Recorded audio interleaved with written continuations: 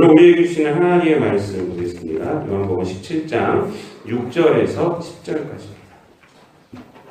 세상 중에서 내게 주신 사람들에게 내가 아버지의 이름을 나타내었나이다. 그들은 아버지의 것이었는데 내게 주셨으며 그들은 아버지의 말씀을 지키었나이다.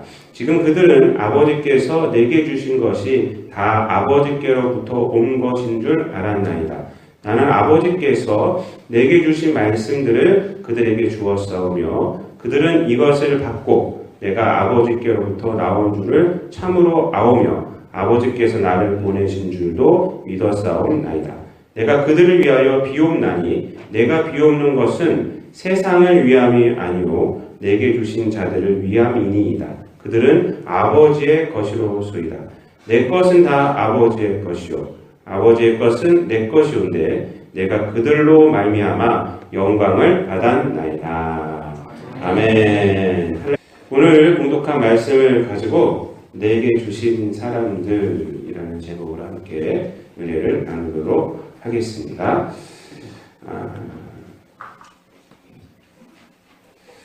요한복음 17장은 예수님의 기도로 십자가를 지시기 전에 예수님께서 이제 마지막으로 하나님 앞에 기도하는 것입니다. 그래서 그 대상에 따라서 이렇게 세 부분으로 우리가 구분할 수가 있는데 첫 번째 부분은 예수님 자신에 대해서 이제 하나님 앞에 기도했고 두 번째 부분이 제자들을 위해서 기도하는 거고 세 번째 부분은 이제 제자들을 통해서 하나님 예수 그리스도를 믿게 되는 그러한 공동체를 향해서 기도하는 것입니다. 우리가 이제 지난주까지 봤던 것이 이제 5절까지 말씀의 내용이 바로 예수님께서 이제 자신을 위해서 자신을 중심으로 하나님 앞에 이제 기도한 내용이었습니다. 그래서 지난 시간에는 창세전에 하나님 아버지와 함께 가졌던 영화를 기반으로 하나님이 주신 소명을 이루어서 하나님을 영화롭게 하셨음이 바로 예수님의 사역이었음을 우리가 보았습니다. 오늘 본문부터는 이제 제자들을 향한 이러한 기도입니다. 제자들로 바뀝니다. 그런데 제자들에 대해서 중보기도를 이제 본격적으로 하시기 전에 먼저 예수님께서는 제자들을 어떻게 생각하셨는지 그리고 그들에게 무엇을 해 주셨는지를 먼저 이렇게 밝히고 있습니다. 오늘 우리가 읽은 본문의 내용이 두 가지입니다. 예수님께서 제자들을 어떻게 생각하셨고 그리고 제자들에게 무엇을 하셨는가. 그래서 오늘은 이 두 가지를 한번 보면서 우리가 함께 은혜를 나누려고 합니다. 첫 번째로 예수님은 제자들을 어떻게 생각하셨는가. 6절 말씀에 보면은 이렇게 말씀을 하고 있어요. 세상 중에서 내게 주신 사람들에게 라고 이렇게 말씀을 하고 있습니다. 그러니까 예수님은 제자들을 어떻게 생각하셨느냐? 하나님께서 예수님께 맡겨주신 자다라고 이렇게 생각을 하셨어요. 그래서 세상 중에서 내게 주신 사람들이다. 내게 주신 사람들이다. 라고 생각을 하셨습니다. 이 생각은 어떻게 이제 더 깊어지냐면은 이렇게 깊어지죠. 6절 말씀에 보면은 이렇게 말해요. 그들은 중간에 보면은 그들은 아버지의 것이었는데 내게 주셨으며 라고 이렇게 말씀을 합니다. 그래서 오늘 이 본문 말씀에 보면은 이 제자들이 이제 아버지의 것이다 라는 말을 이렇게 반복해서 하고 있어요. 그러니까 이 제자들은 아버지의 것이다. 근데 아버지의 것인데 내게 주셨다. 내게 맡기셨다. 이것입니다. 그래서 보면은 이 9절 말씀에도 보면은 내가 그들을 위하여 비옵나니 내가 비옵는 것은 온 세상을 위함이 아니요 내게 주신 자들을 위함이니이다. 그들은 아버지의 것이로소이다. 라고 이렇게 말씀을 하고 있습니다. 여러분 우리가 이 고백 세상 중에서 내게 주신 사람들 그리고 아버지의 것이다. 라고 예수님께서 이렇게 기도하는 거 보면은 제자들 그렇게 지칭하는 거 보면은 예수님께서 제자들을 얼마나 귀하게 생각했는지를 이 말씀에서 알 수가 있습니다. 여러분 예수님은 제자들을 세상적인 기준으로 규명하지 않습니다. 하나님께 두고 있어요. 하나님이 내게 주신 거야. 하나님의 것이야. 라고 이렇게 지금 말을 하고 있는 것입니다. 저는 사실 이 부분을 보면서 굉장히 은혜도 받았지만은 뭐랄까 그 질투라고 할까요? 이런 것도 좀 이렇게 들었어요. 왜냐하면 여러분 성경을 보면 제자들이 얼마나 속물근성을 갖고 있습니까? 예, 그렇죠, 여러분. 성경을 이렇게 보면은 예수님을 어찌도 저렇게 모를까? 예수님의 마음을 저렇게 모를 수가 있나? 라는 생각이 듭니다.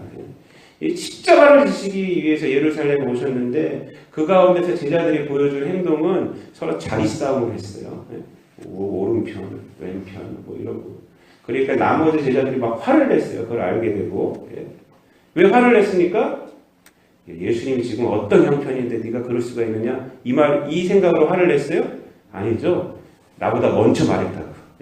내가 먼저 자리를 차지해야 되는데 야고보와 요한이 어머니를 동원해서 먼저 와서 부탁을 했다고. 혹시 그 자리 뺏길까봐 화를 내요. 이거 페어플레이에서 이게 아니다. 이렇게 속물근성이에요. 베드로 같은 경우는 예수님에 대한 정체성을 아주 정확하게 고백을 했습니다. 주는 그리스도시요 살아계신 하나님의 아들입니다. 그러니까 예수님이 칭찬을 막 엄청나게 해주셨어요. 그 다음에 무슨 얘기를 하셨냐면 십자가에 대한 얘기를 합니다. 내가 이 땅에 온 것은 십자가를 지금 얘기한 말씀을 하니까 베드로가 어떻게 하냐면 예수님께 가서 막 항변을 했어요. 그러면 안 된다고. 내가 지금 예수님께 하나님의 아들이라고 고백까지 했는데 무슨 십자가냐고.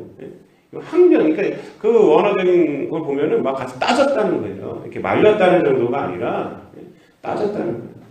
예수님께 대들었다는 거예요. 대들었다. 이런 자들이 바로 예수님의 제자들이에요. 여전히 무식하고 세상을 향한 성공을 갖고 그런 욕망을 갖고 예수님을 따랐다는 것입니다. 여러분, 사실 세상적인 기준으로 제자들을 봤을 때 제자들은요 세상에서 인정받는 자들이 없었어요. 고기 아까 불러주는 받고요. 심지어는 세리도 있었어요. 세리 그때 당시에 막 손가락질 받고 있는 사람들 아니니까. 그러니까 세상적으로 봤을 때는요 아무것도 인정받을 수 없는 사람들. 사도행전 4장에 보면은 성령 충만함을 받고 베드로와 요한이요 공회에 잡혀가요. 공회 앞에, 공회는 우리나라 지금 국회의사당이라고 생각하시면 돼요. 국회의원들 앞에서 이 베드로와 요한이요 베드로가 막 열심히 설교, 예수님을 전했어요. 전하니까 반응이 어떻게 돌아왔는지 아세요? 쟤들 이렇게 말을 잘해. 무식한 것들이 이렇게 말을 잘하고 의아하게 하겠다. 이렇게. 이게 사도행전 4장 13절에 보면 나타납니다. 그러니까 세상 사람들은 예수님의 제자들을 그렇게 봤다는 거예요. 세상의 기준으로 봐서 그렇게 봤다는 거예요. 저 무식한 것들. 이렇게. 이것이 세상의 위치였어요. 그러나 예수님은 그렇게 세상의 위치로 보지 않으셨습니다. 예수님은 제자들을 하나님의 것을 봤다는 거예요. 하나님의 것. 제자들의 그 존엄성을 하나님께 두고 있어요. 하나님께.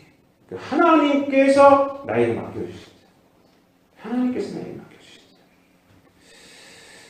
여러분, 그렇습니다. 예수님은 제자들뿐만 아니라 이 땅에서 사역을 하시면서 어느 누구도 무심하게 생각하지 않으셨습니다. 진심을 다해서 사람들을 대했고요. 진심을 다해서 사람들에게 말을 해줬습니다. 어린아이들, 당시 어린아이들은요. 그때 뭐 어린아이는 아무것도 아니에요. 인간으로 취급도 안 했는데 어린아이들이 예수님께 오니까 제자들이 막았어요. 그때 뭐라고 해요? 애들이 나한테 오는 거 막지 말아라. 천국이 이 어린아이의 것이, 이 어린아이와 같은 것이다 라고 말했어요. 그렇게 나병 환자, 병든 자들이요 다 막지 않으셨어요. 진심으로 다 대합니다. 그리고 그 사람들의 병을 고쳐준 후에 성경을 보면요 대부분 뭐라고 예수님께서 말씀하십니까? 네 믿음이 그렇게 했어. 이렇게 말해요. 네 믿음이 그렇게 했어. 이렇게. 그러니까 결핍의 상태로 왔지만 그들이 의지한 믿음을 보시고 그 믿음을 칭찬해 주셨어요. 예수님은 그러니까 한 명 한 명을 다 하나님이 주신 사람들, 하나님이 보내주신 사람들, 하나님이 맡겨주신 사람들로 이렇게 생각을 했다는 것입니다. 저는 밴쿠버에서 목회를 하면서 공부도 하고 뭐 처음에 가갖고 이제 일하고 그리고 이제 목회도 하고 그랬는데 다 일을 했어요. 공부하면서도 일하고 목회하면서도 일을 하고. 처음에 가서 이제 했던 일은 가갖고 제가 이제 한 학기 이제 끝내고 나서 이제 살아야 되니까 이제 버틀 디포라고 이제 빈병 갖고 오면 돈으로 바꿔주는 데 가서 제가 근무를 했습니다. 그 일은요 되게 더러운 일이에요. 쓰레기통에서 막 병들을 주워오기도 해요. 해놓고 와갖고 거기 뭐 배설물도 묻어 있고 그런 거 받아서 우리가 돈으로 바꿔주는 거죠. 그거 다 이렇게 분류하고. 한 번은 이제 그래서 일을 하고 있는데 어느 캐나다인이 여자 캐나다인이 왔어요. 얼마나 무례하게 구는지 제가 속상한 적이 있었어요.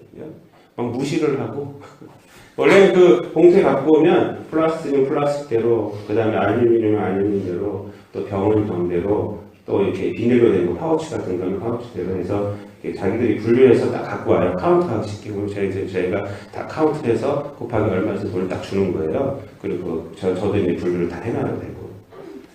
근데 딱 와서 이 비닐봉다를 탁 던져주는 거예요. 저한테 탁 던지는 거예요. 너그로 분류하라고 나무로. 그래서 제가 이 분류할 거 알아? 네, 그랬더니 나무로 분류하라고 왜 하면서 막 따지더라고요. 네가 이런 일 하는 거 아니야? 나한테 막 그래요. 지금 영어를 못해가지고 싸울 수도 없고 그래서 제가 그냥 했어요. 했어요. 막 달려드는데 무섭기도 하고 막. 그래서 무식한 것도 하나님이 쓰시더라고요. 죄 안 짓게. 여러분 왜 그 사람이 그러냐면 유색인종이라고 그러는 거예요. 화이트가 아니라고. 무시하는 거예요. 무시하는 거예요. 여러분 그 나라가 사실은 인종차별하면 큰일 납니다. 그거 고소하면요 굉장히 크게, 왜냐하면 이민 사회로 구성된 사회이기 때문에. 그래도 그 백인들이 무대 받고 있어요. 거기서. 여러분 인종으로 피부 색깔로 차별을 한다. 그거는 그 자체로 잘못된 사람이에요. 그 자체로 잘못된 거예요. 자체로.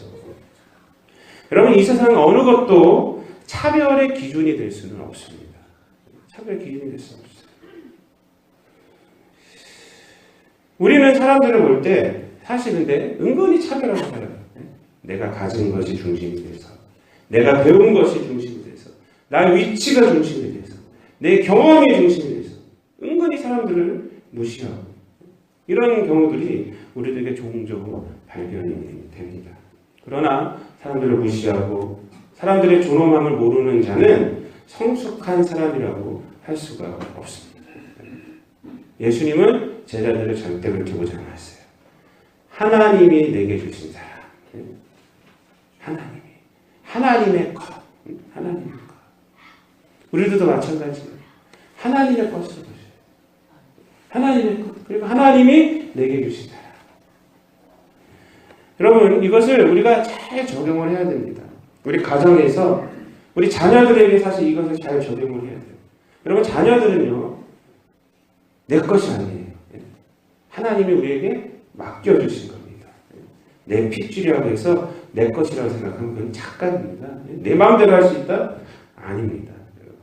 내 핏줄이 아니라 예수 그리스도의 핏줄이다 라고 생각을 해야 돼요. 하나님이 맡겨주셨다 라고 생각을 해야 됩니다. 여러분 자녀들에게 화 풀지 마세요. 화 풀지 마세요. 물론 잘못이 있으면 우리가 혼내야죠. 시정해줘야죠. 근데 그것을 빌미로 내가 갖고 있는 화를 푸는 것은 죄입니다. 죄예요. 우리가 교육시키는 그러한 의무는 우리에게 있지만 내 자녀라고 내가 마음대로 할 수 있는 권리는 없습니다. 하나님의 거예요. 하나님의 거. 또 자녀를 내 꿈을 이루는 도구로 삼지도 마세요. 하나님이 자녀에게 준 특별한 재능을 발견할 수 있어요. 그래서 그것을 이루게 하려고 우리가 옆 뒤에서 서포트 해줘야 돼요. 도와줘야죠. 그래서 하나님께 영광 돌리게 해야 됩니다. 하나님의 것이 하나님의 것. 하나님이 나에게 맡겨주는 거예요. 그럴 때 더 귀한 거예요. 내 핏줄을 생각하면 더 귀할 것 같죠? 예? 내 핏줄을 생각하면 더 귀하겠습니까? 하나님의 것이라 생각하면 더 귀하겠습니까? 하나님의 것. 또 우리 교우들에게도 이것을 우리가 적용하며 살아가야 합니다. 우리 교회 내에서 함께 생활하고 있는 우리 교우들, 세상에서 하나님이 우리에게 주신 거예요. 주신 거예요. 우리 옆에 있는 지체들이 다 하나님께서 맡겨주신 거예요. 하나님의 것이. 고린도 교회에서 우상의 제물에 먹는 문제 때문에 서로 싸움이 붙었어요. 싸움이 붙었는데 거기에 대한 해답으로 이 사도 바울이 무엇이라고 합니까? 해답으로 뭐냐면 믿음이 강한 자, 약한 자, 뭐 이렇게 얘기를 하면서도 뭐라고 그러냐면 믿음이 약한 자, 그러니까 못 먹는 자들은 믿음이 약한 자라고 하는 거예요. 그 고기를 못 먹는 자들이. 믿음이 약한 자들이 내가 고기를 먹음으로 실족하게 되면, 그들이 죄를 짓게 되면 나는 평생 안 먹겠다. 먹어도 되긴 하지만 평생 안 먹겠다라고 이렇게 해답을 제시합니다. 근데 그 기준이 뭔지 아십니까? 그 기준이 그도 예수 그리스도께서 죽으신 형제다. 이렇게 말을 해요. 고린도전서 8장 11절에 나오는 말씀. 그도 예수 그리스도께서 죽으신 형제다. 그러니까 그 문제 해결의 기준이 뭐였느냐? 뭐 나의 인격도 아니고 아무것도 아니에요. 그런 것들이 아닙니다. 예수님께서 그를 위해 돌아가셨어. 그렇게 귀한 거야. 하나님께서 우리에게 맡겨주셨다는 거예요. 우리 공동체. 고린도전서 8장 11절에서 제가 읽어드리면, 그러면 네 지식으로 그 믿음이 약한 자가 멸망하나니 그는 그리스도께서 위하여 죽으신 형제라. 이렇게. 그러니까 우리 공동체들은 다 뭐냐면 귀한 존재들. 하나님께서 우리에게 맡겨주신. 여러분, 우리가 또 세상에서 관계하고 있는 자들, 그들에게도 이것을 적용해야 합니다. 오늘 만나고 헤어질 사람이라고 함부로 하시면 안 돼요. 그렇게 생각하면요, 우리의 인생은 아무 의미가 없어집니다. 아무 의미가 없어져요. 이번 보고 안 볼 사람? 이러고 우리가 세상을 살아가 보세요. 무슨 의미가 있겠어요? 만나는 사람들에게 무슨 의미가 있겠습니까? 여러분, 우리 인생은요, 물질로 의미가 있는 것이 아닙니다. 인간 관계로 의미가 있는 것입니다. 그래서 일터에서나 또 어디서나 만나는 사람들을 다 소중하게 생각해야 돼요. 하나님이 내게 주신 자, 오늘 나이가 약한 자. 제가 설교 준비하면서 이 제목으로, 오늘 본문 제목으로 한번 딱 검색을 해봤어요. 그랬더니 어떤 기사가 나오냐면 어떤 선교사님 얘기가 나오더라고요. 선교사님. 저기 어디 이슬람권에서 선교하시는 선교사님인데, 그 이슬람권에 있는 어떤 사람이 자기한테 왔대요. 근데 이 선교사님이 이 말씀 하시더라고요. 하나님이 내게 맡겨주신 자다. 맡겨주신 자다. 그러니까 이 선교사님에게 할 일이 딱 생각나는 거예요. 저 사람을 위해서. 오늘 만났지만 스쳐 지나간 것이 아니에요. 만났지만 저 사람을 위해서 내가 기도해야지. 저 사람을 구원을 위해서 기도해야지. 하나님이 내게 맡겨주신 자. 그 인생에 어떤 의미가 있죠. 의미가 있으시잖아요. 여러분, 히브리서 13장 1절과 2절 말씀에 보면은 형제 사랑하는 일을 계속하고 손님 대접하기를 잊지 말라. 이로써 부지 중에 천사들을 대접한 이들이 있었느니라. 이렇게 말하고 있어요. 우리 인생이요, 그냥 뭐 내 중심으로 내가 이익 안 되면 아무것도 아니야 이러면 우리 인생은 아무 의미가 없어요. 아무 의미가 없어요. 다 하나님께서 맡겨주신 자 생각해야 돼요. 우리 타인을 볼 때 그렇게 봐야 됩니다. 돈벌이의 대상으로만 생각하지 마세요. 하나님이 내게 주신 자라. 이럴 때 우리의 삶은 능동적인 삶이 되는 것입니다. 능동적인 삶. 사랑하는 성도 여러분, 주님께서 제자들 이렇게 보셨습니다. 귀하게 보셨어요. 하나님이 나에게 맡겨주신 자. 하나님의 것. 하나님의 것. 우리들도 우리 지체들을 또 나가서 살 때, 우리 가정에서 우리 가족들을 하나님께서 맡겨주신 자로 생각하시면서 귀하게 여기며 살아가시는 저 여러분 되기를 바랍니다. 두 번째로 이제 마지막입니다. 예수님은 제자들에게 무엇을 나타내셨는가? 보면 6절에 이렇게 말을 합니다. 세상 중에서 내게 주신 사람들에게 내가 아버지의 이름을 나타내었나이다. 라고 말합니다. 아버지의 이름을 나타냅니다. 예수님은 제자들에게 무엇을 하셨느냐? 이름을, 하나님의 이름을 나타내셨습니다. 여러분, 뭐 히브리사에도 그렇고 뭐 우리나라도 마찬가지지만 그 이름이라는 것은요, 그 사람의 인격을 뜻합니다. 인격. 여러분, 이름이 바뀌었다는 것은요, 굉장한 의미가 있는 거예요. 야곱에서 이스라엘. 이름이 바뀐 것은요, 굉장한 의미가 있어요. 사울에서 바울. 이렇게. 인생들이 바뀐 거예요, 인생들이. 다윗은요, 시편 23편에서 하나님의 함께 하심의 그 확실함에 대해서 무엇이라고 고백을 하냐면 하나님의 이름으로 고백을 해요. 시편 23편 3절 말씀에 보면은 내 영혼을 소생시키시고 자기 이름을 위하여 의의 길로 인도하시는다. 이 무슨 얘기냐면 하나님이 하나님의 이름을 걸고 나를 인도하신다. 이 말이에요. 네? 하나님이요. 다윗이 그런 고백을 하나님이 하나님의 이름을 걸고 나를 인도하신다. 변하지 않는다는 거죠. 확실하다는 거예요. 하나님이 여러분들 그렇게 인도하세요. 하나님의 이름을 딱 걸고 인도하여 주시는 거예요. 여러분 두려워할 거 하나도 없어요. 세상 사람. 그 이름이라는 것이 이렇게 대단한 것입니다. 그 예수님께서 제자들에게 무엇을? 하나님의 이름을 나타내셨다. 근데 이 나타내다라는 헬라어는 에파네로사라는 단어를 쓰고 있는데 이 단어의 그 단어를 좀 풀이해드리면 눈에 보이게 하다라는 뜻이에요. 나타내다, 눈에 보이게 하다. 그러니까 예수님은 그 하나님의 이름, 하나님의 본성과 하나님의 성품과 하나님의 인격을 제자들에게 그냥 글로 가르치시고 말로만 가르치는 것이 아니라 보여주셨다. 보여주셨다. 삶으로 보여주셨다. 지식적으로만 가르치는 것이 아니라 보여주셨어요. 삶으로 보여주셨어요. 그렇게 하나님을 의미해서 전달하신 거예요. 그 결과 제자들이 무엇을 깨닫게 됩니까? 8절 말씀에 보면 이렇게 말합니다. 다 함께 한번 읽겠습니다. 시작. 나는 아버지께서 내게 주신 말씀들을 그들에게 주었사며 그들은 이것을 받고 내가 아버지께서부터 나온 줄을 참으로 아오며 아버지께서 나를 보내신 줄도 믿었사옵나이다. 아멘. 무엇을 깨달았냐면 예수님과 하나님이 하나님을 깨닫게 했다. 예수님과 하나님을 깨닫게 했다. 대단하죠, 여러분. 여러분, 우리가 여기서 알 수 있는 것은 믿음의 가르침은 그 가르침의 방법 이전에 뭐냐면 삶의 문제라는 것입니다. 삶의 문제예요. 삶의 문제.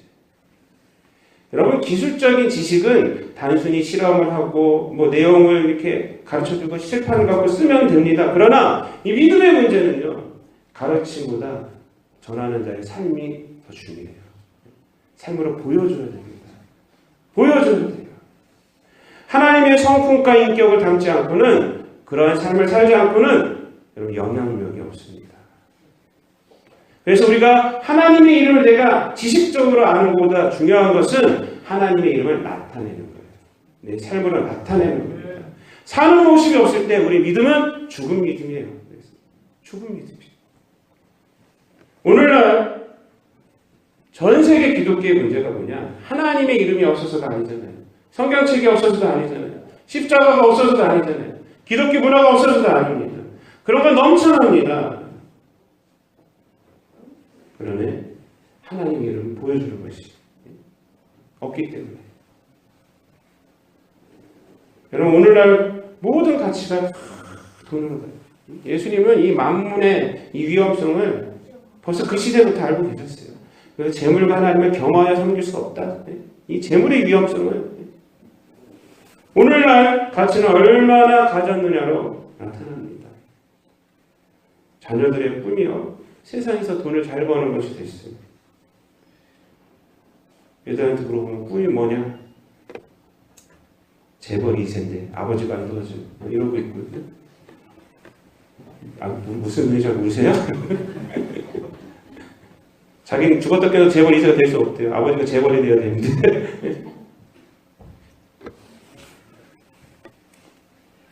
뭐냐면 이 세상 살아갈 때 그 재물이에요. 재물. 여러분 우리나라가 좀 그냥 안정만을 추구하는 나라가 돼서 젊은 사람들이요. 문제예요. 문제 이것이. 여러분 꿈이 젊은 사람들에게 꿈이 없으면 망합니다. 젊은 사람들은요 안정을 추구하는 것이 젊은이의 특권이 아닙니다. 젊은이의 특권은 도전이죠. 도전. 짐 로저스라는 투자자가 한국에서 투자를 망설이고 있어요. 제가 그분 강의를 이렇게 들었더니 뭐라고 그러냐면 한국은 지금 너무 문제가 심각합니다. 한국의 젊은이들이 다 공무원이 되려고 난리를 치고 있고 다 대기업에 들어가려고 하는 나라. 이 나라는 희망이 없다는 거예요. 자기는 투자하지 않겠다. 그냥 안정만을 추구하는 거예요. 안정만.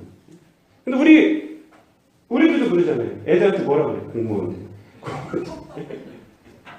공무원이 최고의 직업이야. 뭐 이런. 젊은 애들이야 다 노량진다는 거기 가 공무원 구급 공무원 따려고.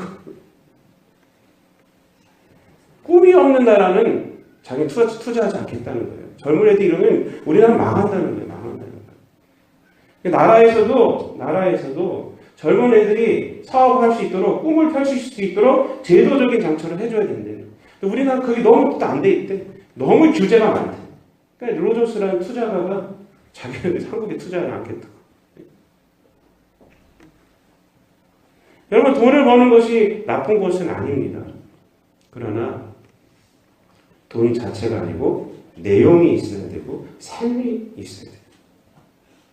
돈 자체가 인격을 판단하는 것이 아니라 그 돈을 어떻게 벌고 어떻게 쓰느냐가 인격을 판단하는 거죠. 돈이 중요하니까 그냥 돈 갖고 안전하게 살겠다만 그 돈을 갖고 내가 어떻게 쓰고 내가 어떻게 벌겠다 어떻게 유익을 끼치겠다 이런 게 없어요. 우리 예당학교 청년들은요 꿈이 있어야 돼요. 그냥 공무원 되려고 하지 마시고 내가 이 영향력을 우리나라에 발휘하겠다. 도전하세요. 도전. 여러분 예수님은요 하나님의 이름을 나타냈어요. 하나님의 이름을 보여줬어요. 그들에게. 그래서 제자들이 예수님과 하나님이 하나구나 그걸 알게 됐지 않습니까? 우리도 마찬가지입니다. 이 땅 가운데서 하나님의 이름을 보여줘야 돼요. 예수님의 이름을 보여줘야 돼요. 그래야지 세상이 우리 교회를 향해서 하나님과 교회가 일치됐구나 이걸 알게 되는 거예요. 일치됐구나. 제자들이 하나님과 예수님이 일치했구나. 하나님으로부터 왔구나. 하나님을 보냈구나. 이거를 알게 됐잖아요. 하나님 이름을 보여주고. 우리 성도님들이 나가서 하나님의 이름을 보여주셔야 돼요. 그러면은 세상 사람들이 그럽니다. 예수님과 저 성도는 하나구나. 하나구나. 이거를 고백하게 된다는 것입니다. 사랑하는 성도 여러분, 예수님은요, 십자가를 통해서 하나님의 이름을 드러내셨어요. 그리고 제자들은 예수님을 믿고 나서 이제 성령을 받고 나서요, 복음을 전하면서 하나님과 예수님과 일치됨을 드러냈어요. 드러냈습니다. 예수님의 이름을 다 드러냈어요. 사랑하는 성도 여러분, 말씀을 맺겠습니다. 옆에 있는 지체들, 나에게 주어진 사람들, 세상에서 만나는 사람들 다 하나님이 붙여준 겁니다. 하나님께서 보내주신 것입니다. 하나님의 것이에요. 그들은 그렇게 생각하시기 바랍니다. 좀 부족해도 그렇게 생각하세요. 그리고 이 땅 가운데서 하나님의 이름을 보여주시는 여러분들 되길 바랍니다. 그래서 세상 사람들이 여러분을 보고 하나님과 교회가 일치됐구나. 하나님과 예수님과 일치됐구나. 라는 것을 고백하게 되는 그런 삶이 되시기를 우리 주님 예수 그리스도의 이름으로 축원드립니다. 기도하겠습니다. 사랑과 은혜가 충만하신 아버지 하나님 감사를 드립니다. 우리들로 하여금 이 땅 가운데서 살아가면서 옆에 있는 지체들을 허투루 보는 것이 아니라 세상 중심으로 보는 것이 아니라 하나님으로부터 보내진 자로 볼 수 있는 눈을 저희들에게 허락하여 주심을 감사를 드립니다. 이 세상 살아갈 때에 우리 옆에 있는 자들, 만나는 모든 모든 사람들을 하나님께서 보내주신 자로 여겨서 우리의 삶이 늘 의미가 있고 주의 은혜를 나타내는 우리 성도들 되게 하여 주시고 그들에게 하나님의 이름을 보여줌으로 우리들의 삶을 통해서 이 땅 가운데서 하나님의 영광이 드러나고 많은 사람들이 우리들의 삶을 통해서 하나님을 발견하게 되는 귀한 역사들이 일어나게 하여 주시옵소서. 감사를 드리며 이 모든 말씀 우리를 구원하신 우리 구주 예수 그리스도의 이름으로 기도드리옵나이다. 아멘.